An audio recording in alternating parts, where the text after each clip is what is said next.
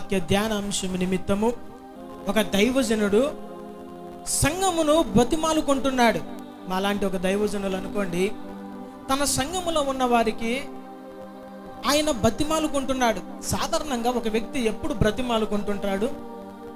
ఎప్పుడు బ్రతిమాలుకుంటారు చెప్పండి?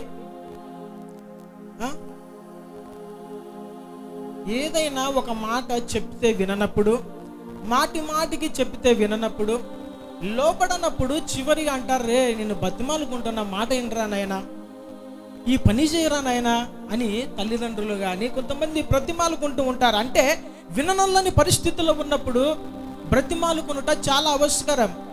అలాగుననే ఒక దైవజనుడు ఒక సంఘమునకు పత్రిక రాస్తూ ఆ సంఘములో ఉన్న ప్రజలను బ్రతిమాలుకుంటున్నారు. ఆయన ఎవరో కాదు, అపోస్తులుడైన పౌలు గారు.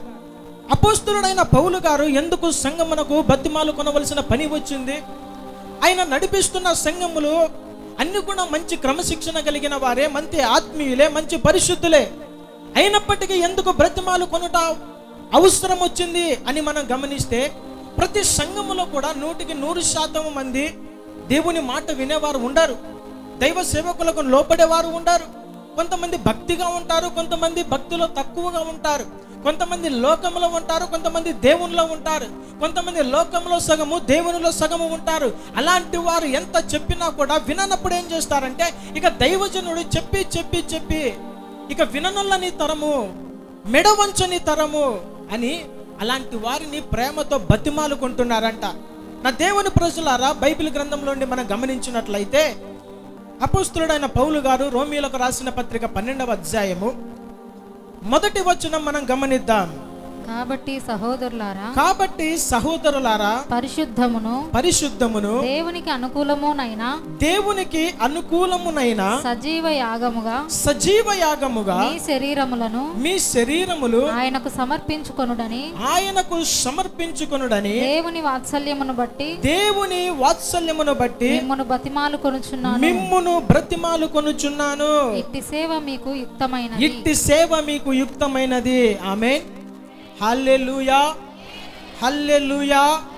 చూడండి, పౌలు గారు దేని కొరకు బ్రతిమాలుకుంటున్నారంటే, దేవుని బిడ్డలారా, రోమా సంఘములో ఉన్న ప్రజలారా, మీరందరూ కూడా మీ శరీరములను సజీవ యాగముగా ఆయనకు సమర్పించుకొనుడి, క్రీస్తుకు సమర్పించుకొనుడి అంటున్నాడు. ఎందుకు ఈ మాట పౌలు గారు అంటున్నారంటే, ఆ దినాలలో కూడా కొంతమంది సంఘములో శరీర కార్యములు జరిగించేవారు ఉన్నారు, లోక సంబంధంగా బ్రతుకుతున్న వారు ఉన్నారు, మందిరానికి వస్తూ ఉన్నారు, ప్రార్థనలో ఉంటున్నారు, పరిశుద్ధంగానే జీవిస్తూ ఉన్నారు. ఆయా సందర్భాలు వచ్చినప్పుడు లోకంలో పడిపోతున్నారు, బ్యాక్ స్లైడ్ అయిపోతున్నారు.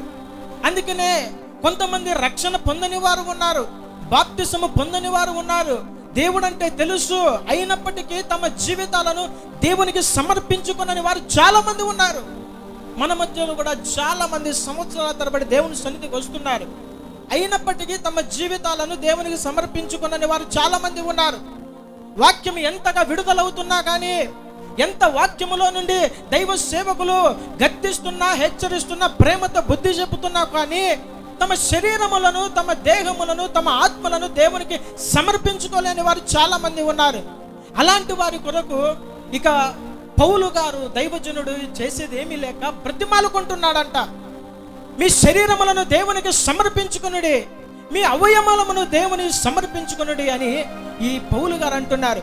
ఎందుకు ఈ మాట అంటున్నారంటే, అదే రోమీయులకు రాసిన పత్రిక 6వ అధ్యాయము 11 నుండి 13 వచనాలు చదివినట్లయితే, రోమీయులకు రాసిన పత్రిక 6వ అధ్యాయము 11 నుండి 13 వచనాలు. అటువలే మీరును పాపము విషయమై మృతులుగాను దేవుని విషయమై క్రీస్తు యేసునందు సజీవులుగాను మిమ్మును మీరే ఎంచుకొనుడి. కాబట్టి శరీర దురాశలకు లోబడినట్లుగా చావునకు లోనైన మీ శరీరమందు పాపమును ఏలనీయకుడి. మరియు మీ అవయవములను దుర్నీతి సాధనముగా పాపమునకు అప్పగింపకుడి. అయితే మృతులలో నుండి సజీవులమనుకొని మిమ్మును మీరే దేవునికి అప్పగించుకొనుడి. మీ అవయవములను నీతి సాధనములుగా దేవునికి అప్పగించుకొనుడి. ఆమేన్, హల్లెలూయా. చూడండి, ఇప్పుడు పౌలు గారు అంటున్నారు, మీ శరీరములను మీ అవయవములను గత కాలములో పాపమునకు దుర్నీతికి సాధనములుగా అప్పగించుకున్నారు. దేవుని నమ్ముకున్నంత వరకు కూడా, మందిరమునకు రానంత వరకు కూడా పాపపు లోకములో జీవిస్తున్నాము. దేవునికి మన జీవితాలను మనం అప్పచెప్పలేదు, పాప క్షమాపణ పొందలేదు. అయినా కూడా మీరు ఇప్పుడు దేవుని నమ్ముకున్న తర్వాత మరలా అలాగే మీ శరీరములను మీ అవయవములను పాపమునకు అప్పచెప్పుకొనకుడి, నీతికి సాధనములుగా అప్పచెప్పుకొనండి అంటాడు. ఎందుకు ఈ మాట అంటున్నాడు? దేవుని నమ్ముకున్న తర్వాత కూడా చాలా మంది తమ అవయవములను పాపమునకు అప్పచెప్పుకున్న వారు లేకపోలేదు. మందిరానికి వస్తున్నారు, పరిశుద్ధంగా జీవిస్తున్నారు, క్రమము తప్పకుండా ప్రార్థనలు కనబడుతున్నారు, కానీ తమ జీవితంలో పాపమునకు అవకాశం వచ్చినప్పుడల్లా పడుతూ లేస్తూ ఉన్నారు. తమ జీవితాలని, శరీరాలను పాపమునకు వారు సాధనములకు అప్పచెప్పుకుంటున్నారు. మందిరానికి వస్తూనే ఉన్నారు, మందు తాగుతూ ఉన్నారు, మందిరానికి వస్తూనే ఉన్నారు, సిగరెట్లు కాలుస్తూనే ఉన్నారు, మందిరానికి వస్తూనే ఉన్నారు, ఇంకా పాన్ పరాగులు తింటూనే ఉన్నారు, మందిరానికి వస్తూనే ఉన్నారు, ఇంకా ఆకు ఒక్కలు తింటూనే ఉన్నారు, మందిరానికి వస్తున్నారు, ఇంకా అనేక రకములైన మత్తు పదార్థములకు అలవాటు అవుతున్నారు, మందిరానికి వస్తూ ఉన్నారు, బూతు మాటలు మాట్లాడుతున్నారు, మందిరానికి వస్తున్నారు, వెళ్ళకూడని చోటులకు పరిగెత్తుకుంటూ పాపము చేస్తున్నాడు. మందిరానికి వస్తూనే ఉన్నావు, చేతి ద్వారా లంచము పుచ్చుకొని దేవునికి కోపము రేపుతున్నావు. నీ యొక్క అవయవములను దుర్నీతికి సాధనములుగా నీ శరీరమును అప్పగించుకోకూడదని ఒక దైవజనుడు సంఘాన్ని ఎంతగానో బ్రతిమాలుకుంటున్నాడు. అలాగ నువ్వు చేసినట్లయితే ఏమవుతుంది? మందిరానికి వస్తూ కూడా నీ శరీరములను, నీ అవయవములను నీవు లోకానికి, సాతానికి నువ్వు అప్పచెప్పినప్పుడు ఏమవుతుందంటే నీ శరీరముతో పాటు నీ ఆత్మ నశించిపోతుంది. నా దేవుని ప్రజలారా, మన దేవుడు పరిశుద్ధుడు. తాను రక్షించుకున్న ప్రజలను, విలువ పెట్టి కొన్న ప్రజలు పరిశుద్ధంగానే జీవించాలని ఆయన ఇష్టపడ్డాడు. కానీ మీలో ఏ అపవిత్రత కానీ, ఏ మచ్చ, మలినము, డాగు, కలంకము అట్టిది మరి ఏది కూడా లేకోకుండా సంఘము కన్యకగా పవిత్రాలుగా ఉండాలని దేవుడు ఇష్టపడుతున్నాడు. అయితే నేటి క్రైస్తవుల జీవితంలో అక్కడక్కడ మచ్చలు కనబడుతున్నాయి. తమ జీవితం పరిశుద్ధంగా లేదు, రక్తముతో కడగబడుతున్నారు, కానీ మరలా పాపము మచ్చల మంద పడుతున్నాయి. పడినప్పుడు బహుశా ఈ పాపములు చిన్నవి కదా, ఏం కాదు, చిన్న పాపములే కదా, ఏం కాదు, చిన్న అబద్ధమే కదా, ఏం కాదు, ఇక్కడ వెళ్ళకూడని ప్రదేశమే అయినప్పటికీ నా హృదయ అంతరంగం దేవుడు ఎరిగాడు కదా, ఏం కాదు అని సరిపెట్టుకునే స్థాయికి క్రైస్తవులు వచ్చారు. కాబట్టి మీ యొక్క అవయవములను దుర్నీతి సాధనములుగా అప్పగించుకోకండి. గత కాలంలో జరిగింది దేవునికి తెలియనప్పుడు అది ఓకే, క్షమించబడ్డారు. తెలిసిన తర్వాత కూడా, బాప్తిసము పొందిన తర్వాత కూడా నీ జీవితము, నీ అవయవములు ఆయనకు అప్పగించుకోవాలి. ఆమేన్, హల్లెలూయా, హల్లెలూయా, హల్లెలూయా, హల్లెలూయా. నీతి సాధనములుగా మార్చబడాలి. ఆ దేవుని ప్రజలారా, మన జీవితంలో దేవునికి అయిష్టమైన కార్యములు మన అవయవముల ద్వారా, మన దేహము ద్వారా జరిగించినప్పుడు దేవుడు ఓర్చుకునేవాడు కాదు. శరీర కార్యములు స్పష్టమై ఉన్నవి. ఈ శరీర కార్యములు జరిగించేవాడు దేవుని రాజ్యంలో ప్రవేశించడని లేఖనం సెలవిస్తుంది. అలాగనే చూడండి, రోమీయులకు రాసిన పత్రిక 6వ అధ్యాయము 19వ వచనం చదువుదాం. మీ శరీర బలహీనతను బట్టి మనుష్య రీతిగా మాటలాడుచున్నాను. ఏమనగా అక్రమము చేయుటకై అపవిత్రతకును అక్రమమునకును మీ అవయవములను దాసులుగా ఎలాగు అప్పగించితిరో అలాగునే పరిశుద్ధత కలుగుటకై ఇప్పుడు మీ అవయవములను నీతికి దాసులుగా అప్పగించుకొనుడి. హల్లెలూయా, దేవునికి స్తోత్రం కలుగునుగాక. ఆమేన్. చూడండి, ఆయన అంటున్నారు, పౌలు గారు, గత కాలం అయితే లోకానికి, పాపానికి మీ శరీరాలు, మీ అవయవాలు అప్పగించారు. సరే, జరిగిపోయినది ఏదో జరిగిపోయింది. ఎట్లాగైతే పాపమునకు మీ అవయవములను మీ శరీరములు అప్పగించారో ఇప్పుడు ప్రభువుకి దాసులుగా దేవునికి మీ శరీరములను అప్పగించుకొనుడి. ఆమేన్, హల్లెలూయా. సమయము లేదు, అంచె దినములలో ఉన్నాం, అపాయకరమైన కాలములలో ఉన్నాం. ఎక్కడ ఏమి సంభవిస్తుందో తెలియదు, దేవుని రాకడ ఎప్పుడో జరుగుతుందో తెలియదు, మనం ఈ భూలోకం ఎప్పుడు విడిచిపెట్టి వెళ్తామో తెలియదు. అయినా కూడా అలాంటి భయము లేకుండా మనస్సాక్షిని చంపుకొని బ్రతికేవారు ఎంతో మంది ఉన్నారు. అలాంటి వారితో దేవుడు అంటున్నాడు సూటిగా స్పష్టంగా, లోకము సగము దేవుడు సగము అనుకొని జీవిస్తున్నావా? నీవు ఇద్దరు యజమానులకు దాసుగా ఉండలేవు. ఒకరికి మాత్రమే నువ్వు అప్పగించుకోవాలి. ఒకటి లోకానికైనా నువ్వు దాసులుగా ఉండాలి, లేదంటే దేవునికైనా దాసులుగా ఉండాలి, సాతానుకైనా దాసులుగా ఉండాలి, పాపముకైనా దాసులుగా ఉండాలి, దేవునికైనా దాసులుగా ఉండాలి. ఆ దేవుని ప్రజలారా, ఎందుకు మీ శరీరములు అప్పగించుకొనిడి అని పౌలు గారు అంటున్నారు? మీ మనస్సులను అనడం లేదు, మీ ఆత్మలను అనడం లేదు, కానీ మీ శరీరములను మీ అవయవములను సజీవ యాగముగా, చచ్చిపోయినాక కాదు. చాలా మంది మనసులో ఏముంటుందంటే, ఆయన ఇచ్చిన శరీరము మన్నుకు వెనుకటికి మన్నుకి చేరుతుంది కదా, మళ్ళా మన్నుకు పోయేదే కదా, ఎట్లయినా ఆయన దగ్గరికి పోతుంది అనుకుంటారు. కానీ ఇక్కడ ఏమంటున్నారు పౌలు గారు? సజీవ యాగముగా అంటున్నాడు. బ్రతికుండగానే దేవునికి నీ జీవితం ఒక దహన బలిగా, ఒక బలి అర్పణగా, ఒక సాక్రిఫైస్గా దేవునికి అర్పించబడాలి. చచ్చిన తర్వాత శరీరము దేనికి పనికిరాదు. చచ్చిపోయిన తర్వాత మన శరీరము దేనికి పనికిరాదు. ఏదైనా ఒక కార్యము దేవుడు నీ ద్వారా జరిగించాలనుకుంటే నువ్వు బ్రతికుండగానే దేవునికి నీ శరీరమును, నీ యొక్క ఆత్మను అప్పచెప్పుకోవాలి. జంతువులు, పశువుల చర్మము దేనికైనా పనికొస్తుందేమో. ఒకవేళ తబలాకో, లేదంటే డ్రమ్స్కో, లేదంటే కాంగోకో మూతలు వేసేదానికన్నా పనికొస్తుంది. కనీసం 1000-2000 ఎంతో కొంత దాన్ని డబ్బు విలువ పెట్టి కొంటారు. కానీ మానవ శరీరము, మానవ తోలు దేనికి పనికిరాదు. మనిషి యొక్క శరీరములో చనిపోయిన తర్వాత, పాతి పెట్టబడిన తర్వాత, ఈ బాడీ డీకంపోజ్ అయిన తర్వాత ఎముకలు మిగులుతాయి. ఆ ఎముకలని సున్నము చేసి పొడి చేసి అమ్మితే తక్కువ వస్తుందంట.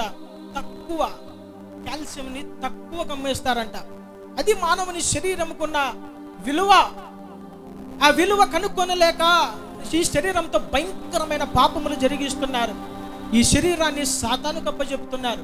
లైంగిక సంబంధమైన పాపములు, జారత్వపు క్రియలు, అక్రమ సంబంధాలు, వ్యభిచారపు క్రియలు, నోటి ద్వారా, పాపము ద్వారా ఎన్నో భయంకరమైన కార్యాలు జరిగిస్తున్నారు.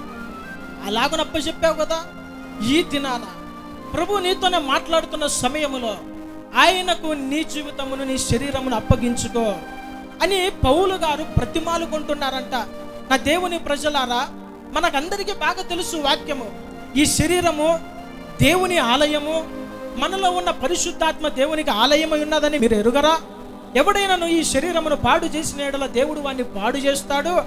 కాబట్టి మీ శరీర విషయం చాలా జాగ్రత్తగా ఉండండి అని లేఖనము మనకు తెలుసు. చదువుదాం ఆ మాట.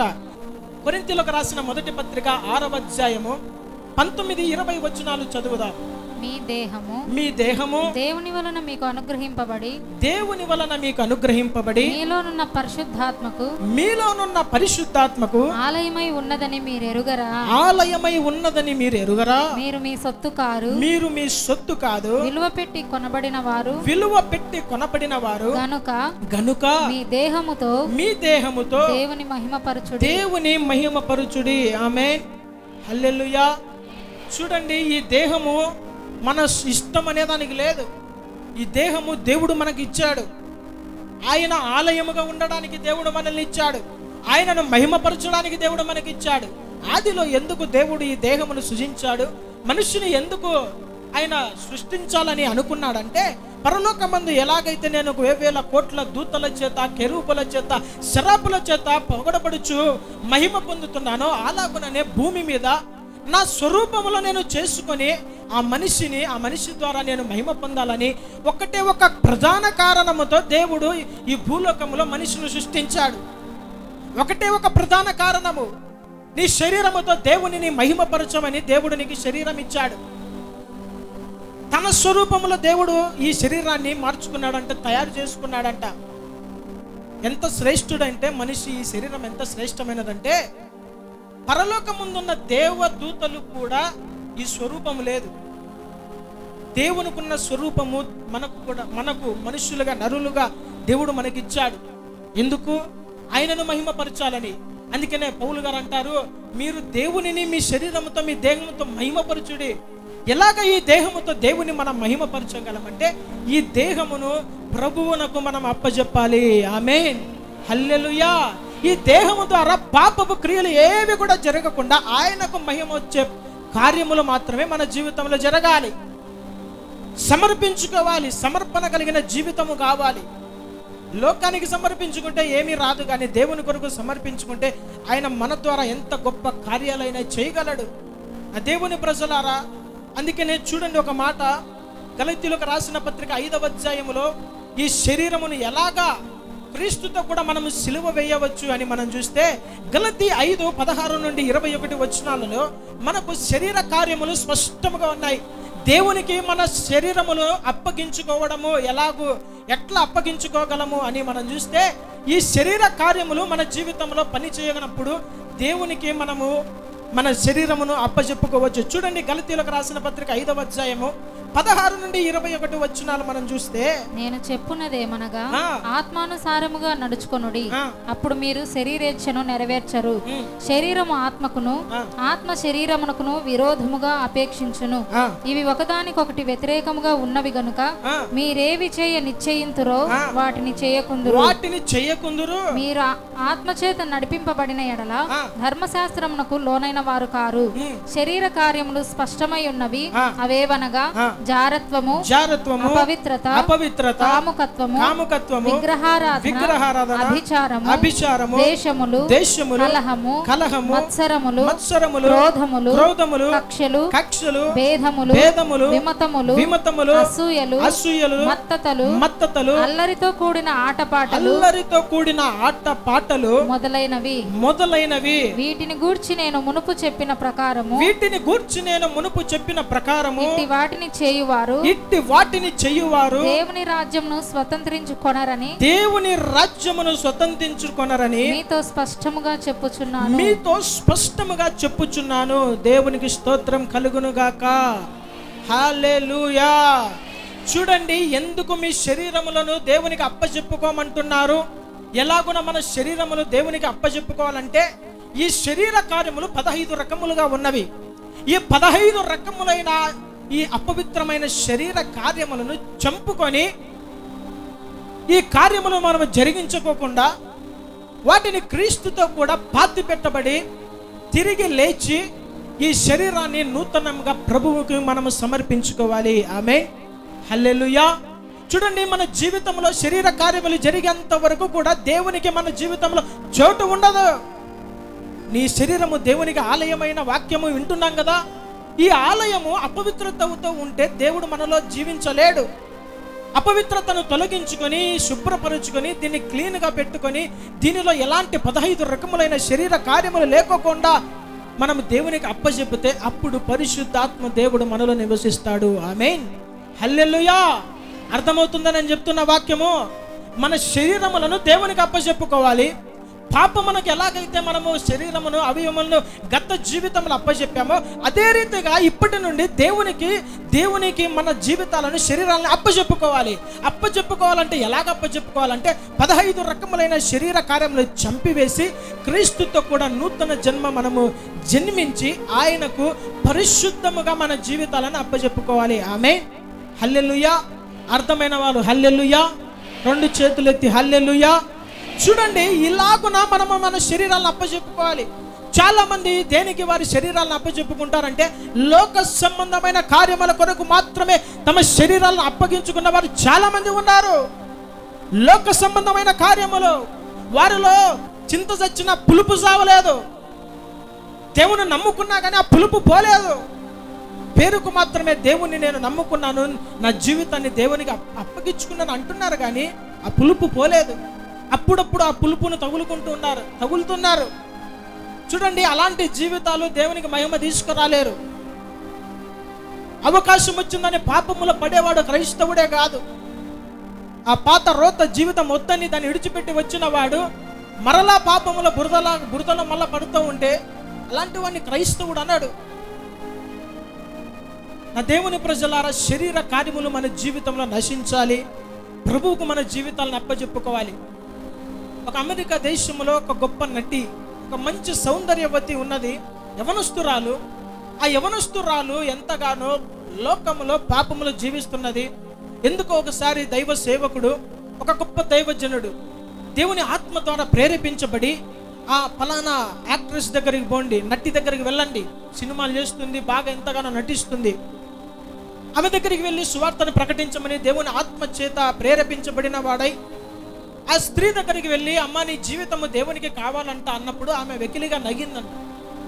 వెకిలిగా నవ్వి ఏమన్నదంటే, పాస్టర్ గారు, నా వయసు ఇంకా టీనేజ్లో నేను ఉన్నాను, నేను ఇంకా ఏమీ సంపాదించలేదు, నా జీవితం ఇంకా చాలా భవిష్యత్తు ఉంది, ఈ జీవితంలో ఈ యవ్వన వయసులో నేను ఎంతగానో ఆనందించాలి, నేను ఎంజాయ్ చేయాలి, నేను ఇంకా ఎన్నో సినిమాలు చేసి నేను ప్రపంచ ప్రఖ్యాత నటిగా నేను పేరు పొందాలి అని ఆమె చెప్పినప్పుడు వారిద్దరు కలిసి టీ తాగుతున్నారంట.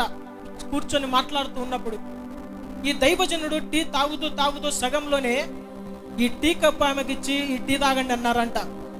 వెంటనే ఆ నటికి కోపం వచ్చింది, ఆ స్త్రీకి కోపం వచ్చేసింది. ఏంది మీరు దైవ సేవకులు అంటున్నారు, ఇలాంటి పనైనా మీరు చేసేది? ఎవరైనా ఈ యొక్క ఎంగిలి టీ ఈ కప్పులో ఉన్నది ఎవడన్నా తాగుతారా? అది ఒక నటిని, నేను ప్రఖ్యాతిగాంచిన నేను ఒక స్త్రీకి అలాగ నువ్వు ఇయ్యొచ్చా అన్నప్పుడు దైవజనుడు ఒక మాట అన్నాడు, నీ ఎంగిలి బ్రతుకు కూడా దేవునికి అవసరం లేదు, నేను ఇంకా లోకంలో ఎంజాయ్ చేస్తున్నానని లోకంలో విచ్చలవిడిగా తిరిగి పాపములో జీవించిన తర్వాత నీ ఎంగిలి బ్రతుకు ఎవరికి కావాలి? ఒక ఎంగిలి టీ నువ్వు తాగలేకపోతుంటే నువ్వు ఎంగిలి బ్రతుకు దేవునికి ఏం అవసరము? నీకు తెలియజేయబడినప్పుడు నీ జీవితాన్ని దేవునికి అప్పచెప్పుకోవా అన్నప్పుడు వెంటనే ఆమె అక్కడే కూర్చొని ఏడ్చి ప్రాధేయపడి తన జీవితాన్ని దేవునికి అప్పచెప్పుకుందంట. దేవుని బిడ్డలారా, ఇంకా మారు మనసు లేక మనస్సాక్షిని చంపుకొని అలాగే చేస్తున్న కార్యాలు చేస్తూ చేస్తూ అలాంటి పాపంలోనే ఇంకా ఉన్నావంటే నీ ఎంగిలి బ్రతుకు ఎవరికి కావాలి? నీకు సత్యము తెలియజేయబడిన తర్వాత నీ జీవితాన్ని దేవునికి అప్పచెప్పుకోవాలి. చాలా మంది మందిరానికి వస్తూనే ఉన్నారు, ఇంకా మారు మనసు పొంది రక్షణ పొందని వారు చాలా మంది ఉన్నారు. ఎవరి పోట్బలముతోనో ఎవరో వారిని బలవంతం చేస్తూనో దేవుని మందిరానికి వచ్చేవారు చాలా మంది ఉన్నారు. అలాంటి వారు వారి జీవితాలను దేవునికి అప్పచెప్పుకుంటే చాలా మంచిది. ఎందుకంటే సత్యము తెలియజేయబడిన తర్వాత ఇంకా మారు మనసు పొంది బాప్తిసం పొందకుండా ఏమైనా జరిగితే దానికి నీ ఆత్మకు నీవే ఉత్తరవాదివి. చెప్తున్నారు వాక్యము, దైవజనులు తల్లిదండ్రులు చెప్తూ ఉన్నారు, అనేక విధములుగా దేవుని వాక్యము నిన్ను హెచ్చరిస్తూ ఉంది. ఇంకా నువ్వు పరివర్తన చెందడానికి ఇష్టము లేదు అంటే రేపు కాడ నువ్వు నశించిపోతే నీదే బాధ్యులు. ఇక్కడ కూర్చుంటున్న చాలా మంది తల్లిదండ్రులు ఒక మాట జ్ఞాపకం చేసుకోనండి, మీ పిల్లలను రక్షణ పొందడానికి, బాప్తిసం పొందడానికి వారిని బలవంతం చేయండి. ఎందుకంటే లోకములో ఉన్న ఈ కాలము మంచిది కాదు, అపాయకరమైన కాలములో అనేక మంది యవనస్తులు పాడైపోతున్నారు. మన పిల్లలను మంచోళ్ళే కానీ మనల్ని చెడగొట్టే వాళ్ళు చాలా మంది ఉన్నారు. మన పిల్లలను అక్రమమైన మార్గంలో నడిపించేవారు చాలా మంది ఉన్నారు. వారికి ఎంతైనా కానీ దేవుని రక్షణ అవసరము, దేవుని కాపుదల అవసరమును. వారిని రక్షణ మార్గంలో నడిపించే బాధ్యత మీ మీదనే ఉన్నది. వారు వాక్యం చెప్పినా కూడా వినే పరిస్థితిలో ఉండరు. ఎందుకంటే లోకంలో చూసే రంగు చాలా బాగుంటూ ఉంటుంది, వారి ఫ్రెండ్స్ అనుభవిస్తున్న పాపము చాలా బాగా ఉంటుంది, సినిమాలు షికార్లకు తిరిగేవారు బాగా ఉంటారు.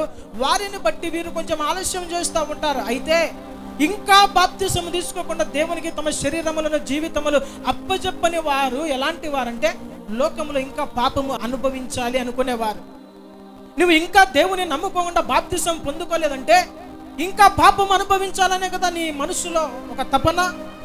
ఈ దినమైన దేవునికి నీ శరీరము, నీ ఆత్మను, నీ అవయవములను నీతికి సాధనముగా అప్పచెప్పుకుంటే నీ జీవితము ధన్యమవుతుంది. ఆమేన్, హల్లెలూయా. ఈ వాక్యం వింటున్న యవనస్తులు ఒక పరివర్తన రావాలి. మందిరానికి వస్తేమమ్మ పోతేమమ్మ అంటే ఏమీ రాదు. మీ జీవితాలు ఎవరి వయసులోనే మీరు దేవునికి అప్పచెప్పుకోవాలి. స్త్రీలైనా కానీ పురుషులైనా కానీ. ఇంకా నేను ఇప్పుడైనా చదువులు అయిపోలేదంటే చదువుల్లోనే చెడిపోతారు. ఒక 13-14 సంవత్సరాలు దాటిన తర్వాత ఎవరైనా కానీ బాప్తిజం తీసుకోవచ్చు. ఈ పాపము నాకు వద్దని మంచి చెడులు వివేచించే జ్ఞానం వస్తుంది. ఇంకా మీ జీవితాలను మీరు అప్పచెప్పుకోలేదంటే ఇంకా ఏదో రహస్య పాపములో ఉన్నారు. తల్లిదండ్రులు గమనించాలి. వారిని మంచి మార్గంలో, సన్మార్గంలో నడిపించవలసిన బాధ్యత మీ మీద ఉంది. రక్షణ మార్గంలోనికి నడిపించవలసిన బాధ్యత మీలో ఉంది. జాగ్రత్త నా ప్రియమైన దేవుని ప్రజలారా, మంచి దినములలో లేము. పౌలు గారు బ్రతిమాలుకున్నట్లు అనేక పర్యాయములు యవనస్తులను మేము బ్రతిమాలుకుంటున్నాం. మీ జీవితాలను మార్చుకొనండి, ప్రభు సేవ కొరకై, పరిచర్య కొరకై మిమ్మల్ని మీరు సమర్పించుకొనండి అని చెప్తున్న మాటలు ఒక చెవిలో పడి ఒక చెవిలో వెళ్ళిపోతున్నాయి. ఆ మాటలు పని చేయడం లేదు. ఆ మాటలు పని చేయడం లేదంటే ఏదో రహస్యమైన పాపములో ఉంటున్నారు. ఏదో అపవిత్రత వారికి అంటి ఉన్నది. తల్లిదండ్రులు ఒక కన్ను యవనస్తుల మీద వేయవలసిందిగా మనవి చేస్తున్నారు. పరిశుద్ధమైన జీవితము జీవించడానికి కోసము వారిని బలవంతము చేయవలసిందిగా మనవి చేస్తున్నాడు.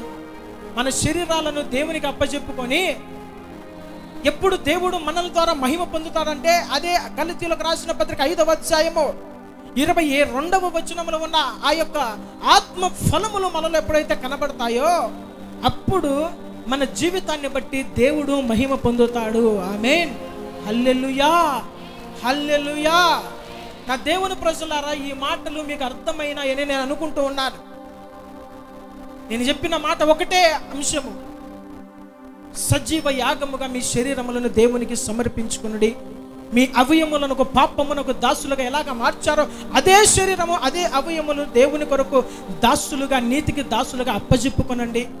ఈ శరీరములో శరీర కార్యములన్నిటిని చంపివేసి ఆయనకు మన శరీరాన్ని మనం అప్పజెప్పితే మన ద్వారా దేవుడు ఆయన ఆనందిస్తాడు, మహిమ పొందుతాడు. అలాగున మనము చేసినప్పుడు దేవుని యొక్క ఆత్మ ఫలములు మనలో ఫలించినప్పుడు మన జీవితం ధన్యకరంగా మార్చబడుతుంది. నా దేవుని ప్రజలారా, రెండవ విషయం మనం గమనించినట్లయితే పౌలు గారు ఇంకొక మాట ప్రతిమాలుకుంటున్నాడు. దేని కొరకంటే చూడండి, రోమీలకు రాసిన పత్రిక 15వ అధ్యాయము 32వ వచనం, మీరు నా కొరకు దేవునికి చేయు ప్రార్థనల యందు నాతో కలిసి పోరాడవలెనని మన ప్రభువైన యేసుక్రీస్తుని బట్టి ఆత్మవలని ప్రేమను బట్టి మిమ్మును బ్రతిమాలుకొనుచున్నాను. ఆమేన్, హల్లెలూయా. దైవజనునికి సంఘముల మీద భారము కలిగిన వాడై మరి ఒకసారి బ్రతిమాలుకుంటున్నాడు. ఏమని బ్రతిమాలుకుంటున్నాడంటే ప్రార్థనల యందు నాతో కలిసి పోరాడవలెను. ప్రార్థనలో ఎలాగ పోరాడాలయ్యా? ప్రార్థనలో పోరాటం చేస్తే ఏమొస్తుంది? ఎందుకు పోరాడవలసిన అవసరం ఉన్నది? ఏలయనగా మనము పోరాడున్నది శరీరులతో కాదు, రక్త మాంసములతో కాదు, అంధకార శక్తులతోనూ, ప్రధానులతోనూ, అంధకార శక్తుల సమూహాలతో మనము పోరాడుతున్నాము. కాబట్టి ఈ పోరాటంలో మనకు కావలసినది ఒక ఆయుధం ఏమిటంటే ప్రార్థన. ఆమేన్, హల్లెలూయా. ఈ దురాత్మ సమూహాలతో నువ్వు పోరాడే సమయంలో పెద్ద కత్తి తీసుకొని లేదంటే గుడ్లు తీసుకొని ఎంపలాడితే దొరకవై, కనబడవు. కనబడితే ఒకవేళ అలాగ చేస్తారేమో, కానీ మనకివ్వబడినది ఏమిటి? ఆ శక్తుల మీద పోరాటం చేయడానికి ప్రార్థన. ఈ ప్రార్థన ఎలాగ చేయాలి? ఉదయంలో లేచిన తర్వాత బెడ్ మీదనే కూర్చొని 2 మాటలు చిలక ప్రార్థన చేసుకుంటే దానివల్ల ప్రయోజనం లేదు. పడుకునే ముందు 2 నిమిషాలు ప్రార్థన చేస్తే బెడ్ ప్రేయర్ ద్వారా ప్రయోజనం ఉండదు. కుటుంబ ప్రార్థనలు జరుగుతున్నాయి, మంచిదే. సంఘ ప్రార్థనలు జరుగుతున్నాయి, మంచిదే. ఆయా ప్రదేశములలో దైవజనులు ఉపవాస ప్రార్థనలు జరిపిస్తున్నారు, మంచిదే. పరిశుద్ధులతో కూర్చి సహవాసంలో ఉన్న ప్రార్థనలు మంచిదే, కాదనడం లేదు. నీకంటూ ఒక పర్సనల్ ప్రేయర్ ఉంటుంది కదా, వ్యక్తిగత ప్రార్థన జీవితం ఉంటుంది కదా. ఈ వ్యక్తిగత ప్రార్థన జీవితంలో గదిలోనికి వెళ్ళి తలుపు వేసుకొని ఒక యుద్ధం ఆడాలి. ఆమేన్, హల్లెలూయా, హల్లెలూయా. ఒక పోరాటము చేయాలి. ఒంటరిగా దేవునితో పెనుగులాడిన వాడు యాకోబు. యాకోబు దేవునితో ఒక రాత్రంతా పెనుగులాడాడంట. పోరాటం, దేవునితోనూ మనుషులతోనూ పోరాడి గెలిచిన వాడు యాకోబు. యాకోబు యొక్క ఆశీర్వాదం నేటికి మన కనుల ఎదుట కనబడుతున్నదంటే ప్రార్థనలో పోరాటం.